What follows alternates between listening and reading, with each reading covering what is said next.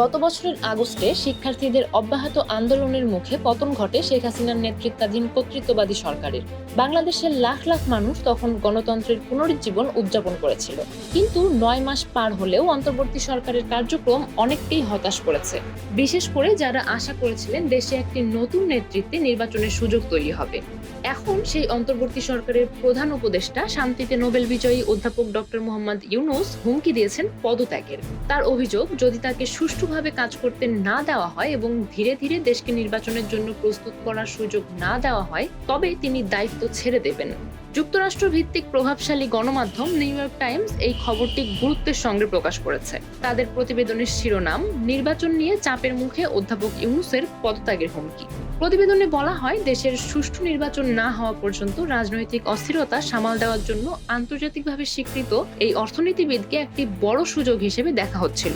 অথচ তার নিজস্ব রাজনৈতিক ভিত্তি না থাকায় এবং সেনাবাহিনী ও প্রধান রাজনৈতিক দলের চাপের মুখে তিনি ক্রমাগত দিশেহারা হয়ে পড়ছেন। অধ্যাপক ইউনূসের ঘনিষ্ঠ এক কর্মকর্তা জানিয়েছেন, তিনি এরই মধ্যে পদত্যাগপত্রের খসড়া তৈরির নির্দেশ দিয়েছেন। যদিও উপদেষ্টা পরিষদের অন্যান্য সদস্যরা তাকে বোঝাচ্ছেন এই মুহূর্তে তার সরে দাঁড়ালে দেশের পরিস্থিতি আরো অস্থিতিশীল হয়ে উঠতে পারে। অন্যদিকে সেনাপ্রধান জেনারেল ওয়াকারুজ্জামান সম্প্রতি মন্তব্য করেছেন, এবছরই নির্বাচন হওয়া উচিত। এই বক্তব্যে ক্ষুব্ধ হয়েছেন অধ্যাপক ইউনূস। পাশাপাশি রাজনৈতিক প্রতিপক্ষগুলোর লাগাতার সমালোচনায় তিনি মানসিকভাবে বিপর্যস্ত বলেও জানানো হয়েছে।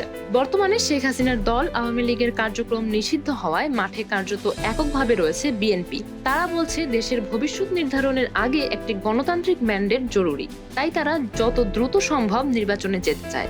নির্বাচন নিয়ে ধীরগতি, রাজনৈতিক সমন্বয়ের অভাব এবং প্রশাসনিক অচল অবস্থার মাঝেই ক্ষোভ প্রকাশ করেছেন অধ্যাপক ইউনূস।